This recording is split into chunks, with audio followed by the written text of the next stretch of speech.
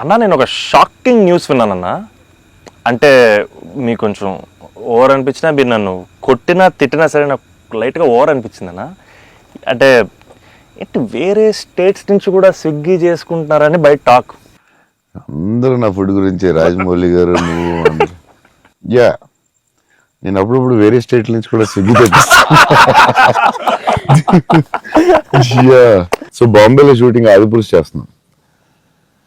చేస్తుంటే ఓం రావుత్ అందరూ కూర్చున్నాం. అందరూ చీట్ మీల్ ఆ రోజు సీరియస్ స్పెషల్ ఏం చేద్దాం, బాంబే కాదు నీకు స్పెషల్ ఫుడ్ తెప్పిస్తా అన్న. ఏం చెప్పిస్తానంటే చెన్నై ఫుడ్ తెప్పిస్తా అన్న. ఓకే అయితే చెన్నై ఫుడ్ అని చెప్పి వెయిట్ చేస్తున్నాడు. 10 అయింది, 9 అయింది, ఏంటిది ఫుడ్ రావట్లేదని. నువ్వు ఏంటి తినకు, ఈరోజు చెన్నై ఫుడ్ తినాలని. సరే ఓకే వెయిట్ చేస్తున్నా. 2 hours అయింది, 3 ఇంకెంతసేపు అనండి. ఉండి మరి రావాలి కదా, వస్తుందండి. ఎక్కడి నుంచి వస్తుంది అండి? చెన్నై నుంచి వస్తుంది. చెన్నై నుంచి నేను ఇంకా చెన్నై తమిళ ఫుడ్ ఉంటుంది, తమిళనాడు ఫుడ్, ఆంధ్ర ఫుడ్ అలా ఉంటుంది.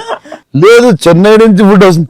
చెన్నై నుంచి ఎలా వస్తున్నాడు? ఒకడు వస్తున్నాడు గ్యారేజ్ పెట్టుకుని బ్యాగ్ నుంచి చెన్నై ఫ్లైట్ ఎక్కువ వస్తున్నాడు. అదేంటది చెన్నై మరి వేడిగా రావాలి కదా టైంకి.